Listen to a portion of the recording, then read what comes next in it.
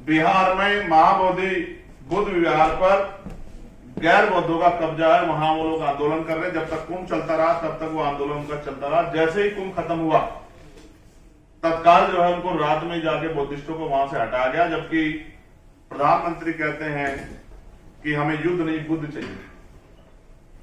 पूरी दुनिया के लोग वहां आते हैं। आज बौद्धिस्ट समाज में ये चिंता है कि भाई उनके साथ ये अन्याय नहीं होना चाहिए, लेकिन इस पे सरकार चुप।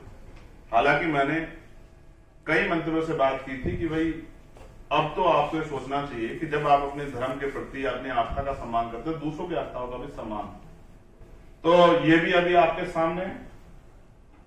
महोबा में संत रविदास जी की जयंती पे शोभा यात्रा पे हमला। बरेली में सांप्रदायिक तनाव भड़काने के लिए मुस्लिम धर्म के जो सबसे बड़े प्रतीक हैं हजरत पैगंबर साहब के खिलाफ जिस तरह के गानों का प्रयोग किया गया, और जूनागढ़ में गिरनार पर्वत पर जैन तीर्थस्थल पर अतिक्रमण करके उनको भी उनके जो है उपासना और पूजा के अधिकार से जो है वंचित रखने का काम किया जा रहा है। कोडरमा में संत रविदास मंदिर के पास सांप्रदायिक तनाव, दूसरे बोर्ड लगा के।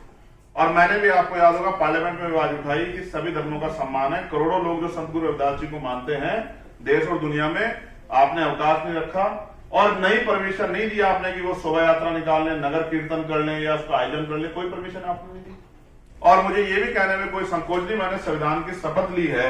मैंने पार्लियामेंट में भी जब मेंबर ऑफ पार्लियामेंट बना तो शपथ ली थी कि मैं अंतिम व्यक्ति के भी हितों की रक्षा करूंगा विधि के अनुरूप। तो आप ये बताओ, क्या मुस्लिम समाज जिसकी संख्या करोड़ों में है, क्या उसकी कोई धार्मिक आस्था नहीं? अभी हमने देखा, ऐसा लगता है जिनका राज है उन्हीं की आस्था है, उन्हीं का सम्मान होना चाहिए, उन्हीं का धर्म आगे बढ़ना चाहिए। तो मैंने आपको बुद्धिस्टों के बारे में बताया, इस रविदासियों के बारे में बताया, जैन समाज के बारे में बताया। ईसाइयों का तो हाल इतना बुरा है कि वो कहीं अगर अपना कार्यक्रम करें तो कब वो पिट जाए उनको ये नहीं पता। तो उनका संरक्षण तो बहुत दूर की बात है। लेकिन मुस्लिम समाज जो है जिनका इतना बड़ा योगदान है, मैं अपने जिले से शुरू करता हूं। नगीना, हमारे यहाँ लोकसभा क्षेत्र नगीना है, नगीना कस्बा है, उसमें एक सायरन बजता था कि जो लोग मेहनत मजदूरी करके आते हैं और सुबह अपना रोजा रखना चाहते हैं, तो वो सायरन सुबह के समय 1 मिनट बजता था तो उन लोगों को जानकारी हो जाती कि रोजे का समय हो गया, शहरी का जो उनका कार्यक्रम होता है, और शाम में अफ्तारी के समय कि वो अपने धार्मिक उसको कर लें। 1 महीने का कार्यक्रम होता है। मैंने अपने एसएसपी से बात की, उन्होंने कहा सर सुप्रीम कोर्ट की रूलिंग है। तो मैंने कहा भाई कोई रास्ता निकालो कि उनका भी काम हो जाए, क्योंकि जो गरीब लोग है गांव में रहते हैं, मेहनत मजदूरी करते हैं, थक जाके सो जाते हैं, तो उनको भी अपना जो है पूजा करने का, अपना जो उपासना करने का अवसर मिल जाए, उनके साथ कोई इस तरह की वो ना हो स्थिति बने। तो उन्होंने कहा सर सरकार का आदेश है कि इस तरह कोई नया वो नहीं होगा, लेकिन वो पुराना चला रहा, पुरानी परंपरा को सम्मान होता लेकिन नहीं होता। लेकिन आप ये बताओ, मस्जिदों से सारे उतार दिए गए, कई धार्मिक कार्यक्रम होते हैं जिसपे रोड पे पूरे जुलूस निकलते हैं, जैसे मैंने बरेली का जिक्र किया। लेकिन ऐसा क्या है कि ये कौन सा अमृतकाल है कि दूसरे की आस्था नहीं है और हमारी आस्था है।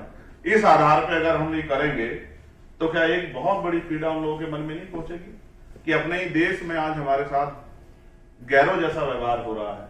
क्या उनको तकलीफ नहीं होगी?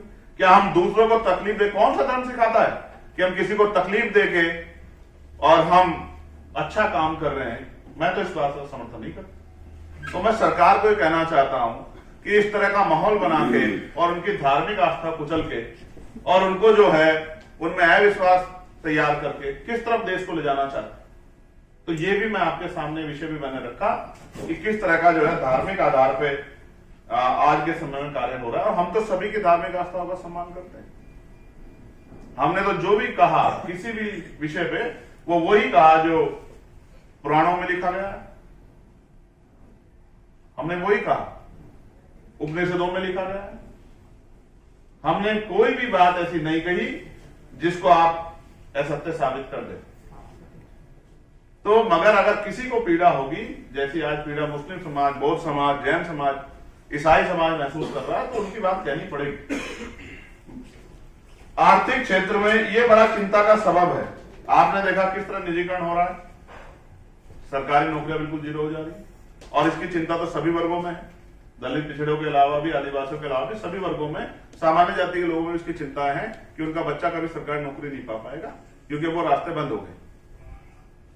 तो उसके बाद लोन नहीं मिल रहा है, प्राइवेट सेक्टर में क्या बुरा हाल है, देखो शेयर मार्केट कहां गिरी इस बार, कितना बुरा हाल हो गया व्यापारी लोगों का भी।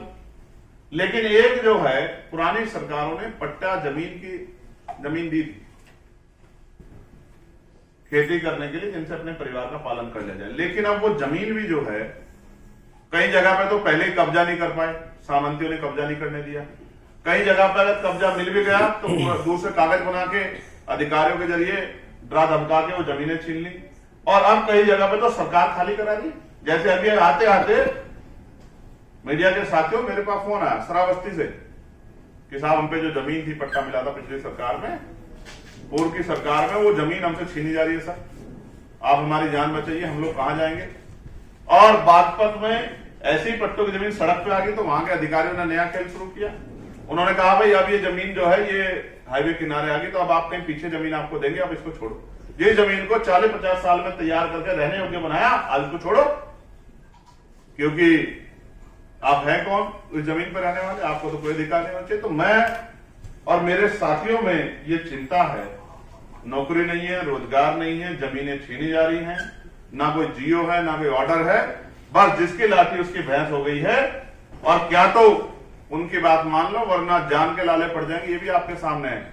और फिर पूरे मामले को रफा दफा करने में भी अब एडमिनिस्ट्रेशन और पुलिस का जो रोल है वो सरकार के कभी कभी नतमस्तक नजर आते, ये भी चिंता का विषय है। इन सब बातों को ध्यान में रख के हमारी पार्टी आजाद समाज पार्टी काशीराम ने और भीम आर्मी ने ये तय किया है कि 10 तारीख को 10 मार्च को, क्योंकि बाबा साहब अम्बेडकर ने कहा था अन्याय करने वाले से अन्याय सहने वाला ज्यादा दोस्त, और उन्होंने ये भी कहा था कि अन्याय का प्रतिकार नहीं करोगे तो ये अन्याय कम नहीं होगा अपितु ये बढ़ेगा।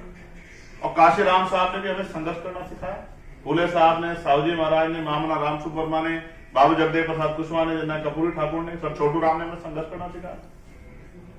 तो हमने और हमारी पार्टी ने तय किया कि 10 मार्च को उत्तर प्रदेश में, उत्तराखंड में, हरियाणा में, राजस्थान में, मध्य प्रदेश में, दिल्ली में, उड़ीसा में, झारखंड में, छत्तीसगढ़ में, बिहार में, महाराष्ट्र में, जहां जहां मुख्यतः सभी जगह पे पार्टी का काम है, संगठन काम है, सभी प्रदेश मुख्यालयों पे महामहिम राष्ट्रपति जी के नाम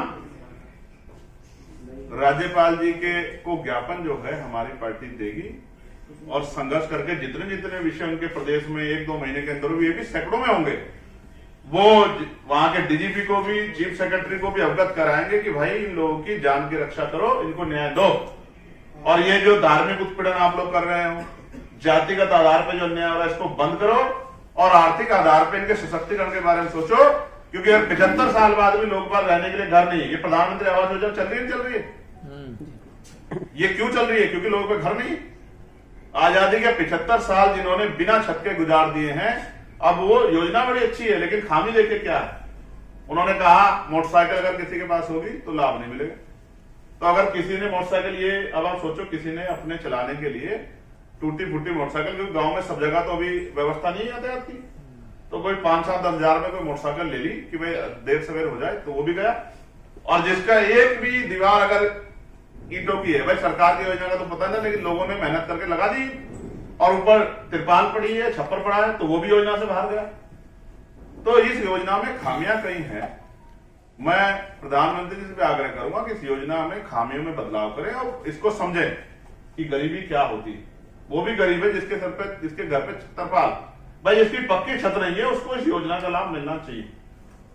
तो ये आजाद भारत के अमृत काल की जो भाजपा की केंद्र की सरकार कह रही है, स्टेटों की सरकार में जो अन्याय है, और बाकी कल जो उड़ीसा में हुआ, जिस तरह से हमारे लोग गाड़ियां तोड़ी गई, मथुरा में जिस तरह पथराव किया गया, ये तो हम लोगों को सहना ही पड़ेगा। क्योंकि जब हम अपने लोगों के अधिकारों की रक्षा की बात करेंगे तो ये सामंती व्यवस्था में बैठे लोगों को अच्छा नहीं लगेगा। वो हमारा मनोबल गिराने के लिए सब चीजें करेंगे, इनसे हम लोग डरने वाले नहीं। और हम कैसे डरते? हम लोगों ने गोली खाई है भाई, हम डरने के लिए थोड़े काम कर रहे हैं। अगर अपने लिए जी रहे होते तो कहीं छिपके बैठते लोहे के बॉक्स में। हम सड़कों पर इसलिए हैं, सबके बीच में इसलिए जाते हैं कि भाई हमें अपने लोगों को, सोए हुए लोगों को जगाना है और भाईचारा बना के इन लोगों को राजनीतिक शक्ति इनके हाथ में देनी है। क्योंकि इन लोगों, जिन लोगों को मौका मिला उन्होंने तो उनका भला नहीं किया होता तो 75 साल बाद भी बुनियादी सुविधा तो यानी कि रोटी, कपड़ा, मकान, पीने के लिए पानी और सब पे छत तो उनके पास होती। ये भी नहीं है और जो मैंने आपको बताया, कोई हाथ काट देता है, कोई गला काट देता है, कोई इज्जत लूट के अपमान कर देता है। तो ये सब चीजें भी, कल तो राजस्थान की एक बेटी जो पीड़ित है वो अपने सम्मान के लिए टंकी पे चढ़ गई। ये है आजाद भारत का अमृतकाल का समय। इसलिए मैंने मीडिया के साथियों को अपनी चिंता व्यक्त की और 10 तारीख को सभी प्रदेश मुख्यालयों पर हमारे साथी भी सुने, क्योंकि अभी हम लोगों ने तय किया था, तो हम अपने साथियों को भी बीमार में आजाद समाज पार्टी के साथियों को कहना चाहते हैं कि उनको भी प्रदेश मुख्यालय पे जो है एक मजबूत उपस्थिति अपनी दर्ज करा दी है कि अब हम इन अन्याय पे चुप नहीं रहेंगे और सरकार इनकी जानकारी करके और इनको निस्तारण करे, लोगों को न्याय दिलाने का काम करे और आगे आने वाली घटनाओं को रोके।